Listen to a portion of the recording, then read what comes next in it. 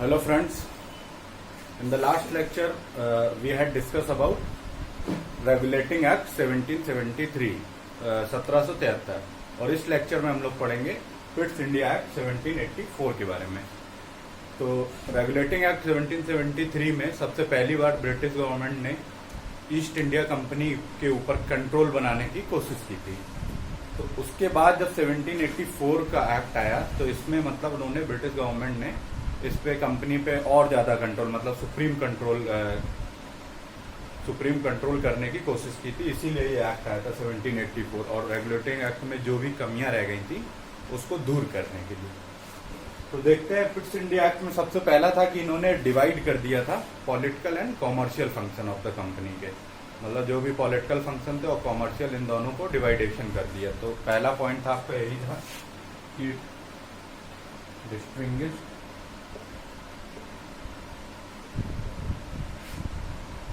political and commercial function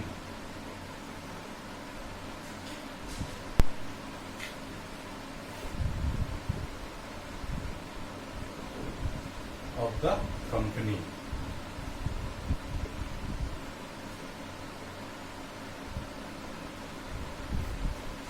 और दूसरा था कि it empowered COD मतलब कोर्ट ऑफ डायरेक्टर। COD का मतलब है कोर्ट ऑफ डायरेक्टर, जो कि 1773 में कोर्ट ऑफ डायरेक्टर 24 डायरेक्टर्स को अपॉइंटमेंट हुआ था। तो यूनिक की बात हो रही है। तो it empowered court of director to manage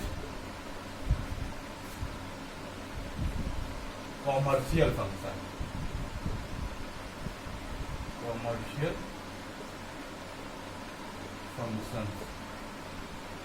of the company।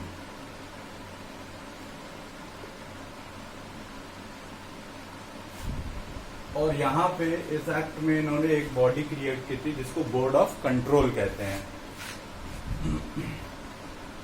But created a separate body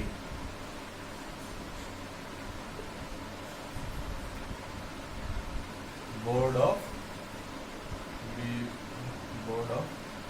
control.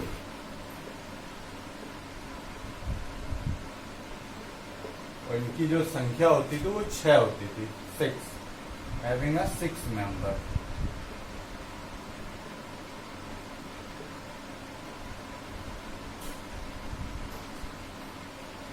और ये कंट्रोल क्या करते थे, ये पॉलिटिकल फंक्शन कंट्रोल करते थे।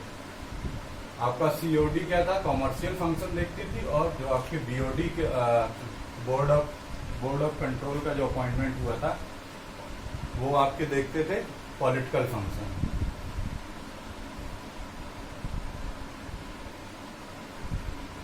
Control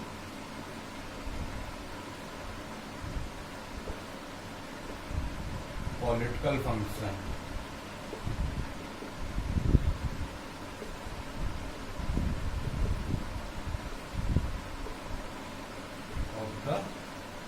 company. तो ये आपका था। तीसरा पॉइंट था कि जो आपकी एग्जीक्यूटिव काउंसिल थे जिसमें 4 मेंबर थे रेगुलेटिंग एक्ट में, एग्जीक्यूटिव काउंसिल के 4 मेंबर थे जो कि गवर्नर जनरल को असिस्ट करते थे, उनकी संख्या रिड्यूस कर दी थी, जिन्होंने 3 कर दिए थे।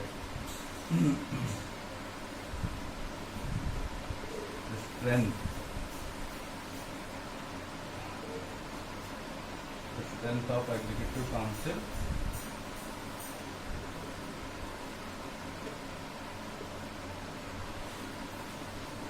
was reduced from 4 to 3। अब स्ट्रक्चर क्या हो गया था, 3+1 का, 3+1। पहले आपका क्या था, 4+1 का था, अब हो गया 3+1। और इसमें नेक्स्ट पॉइंट था आपका ये एम्पावर्ड करता था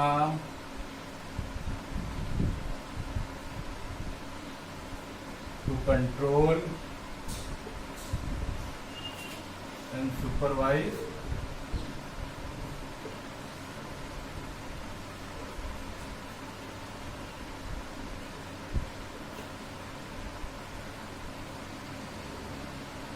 and direct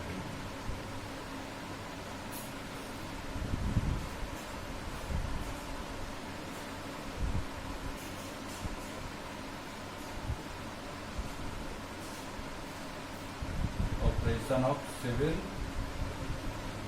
military and revenue affairs.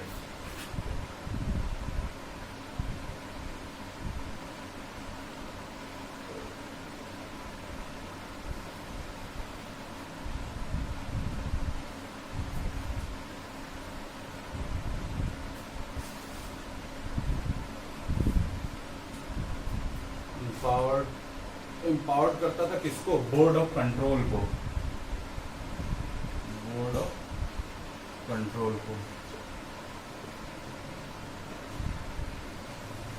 तो कंपनी ने एम्पावर किया था बोर्ड ऑफ कंट्रोल को सुपरवाइज एंड डायरेक्ट करने के लिए किसको? जितने भी सिविल, मिलिट्री और रेवेन्यू मैटर अफेयर्स थे कंपनी के इन इंडिया में, तो उनको कौन देखता था? Board of control. तो ये आपका फिट्स इंडिया एक्ट था और इसमें दो इम्पोर्टेंट पॉइंट थे कि एक पहला था कि ये पहली बार जो भी आपकी कंपनी की टेरिटरी थी इंडिया में, कंपनी की जो भी टेरिटरी थी इंडिया में, उसको ब्रिटिश पजेशन का नाम दिया गया, British possession in India.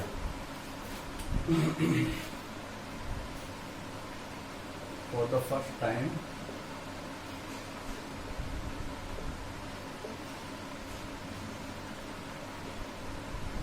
companies territory in India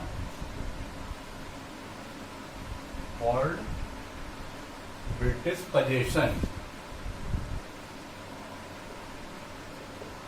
British possession in India। और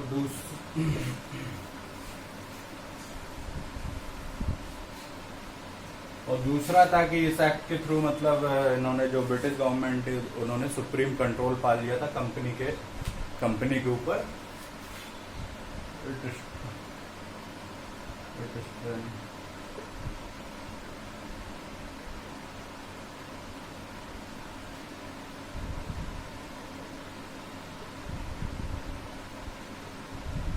government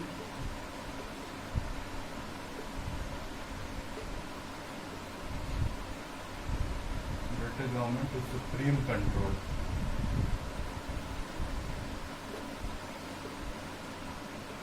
over PIC in India। तो इस प्रकार आपका फिट्स इंडिया एक्ट खत्म होता है, 1784 खत्म हो जाता है। तो इसमें याद रखने के लिए क्या था कि पहला आपका बोर्ड ऑफ कंट्रोल इसमें अपॉइंट किए गए थे जिनकी संख्या थी 4, और जो दूसरा था कि एग्जीक्यूटिव काउंसिल के जो 1773 में रेगुलेटिंग एक्ट के दौरान एग्जीक्यूटिव काउंसिल की जो संख्या थी वो 4 थी, तो 4+1 का स्ट्रक्चर था। बट इसमें क्या हुआ, इन्होंने जो एग्जीक्यूटिव काउंसिल मेंबर थे उनकी संख्या कम कर दी थी, तो स्ट्रक्चर रह गया था 3+1। और दूसरा था कि जो बोर्ड ऑफ कंट्रोल थे वो सुपरवाइज करते थे किसके? सिविल, मिलिट्री और रेवेन्यू अफेयर जो थे इंडिया में उनको देखते थे। और कोर्ट ऑफ डायरेक्टर का काम क्या रहा? जो कॉमर्शियल फंक्शन थे कंपनी के इंडिया में उनको वो देखता था। तो ये आपका 1784 का फिट्स इंडिया एक्ट था। इसके बाद हम लोग पढ़ेंगे चार्टर एक्ट 1793 1793। तो अगर वीडियो अच्छा लगा हो तो चैनल को सब्सक्राइब कीजिएगा, लाइक कीजिएगा, और चैनल का नाम है Gautam academy. Okay, thank you.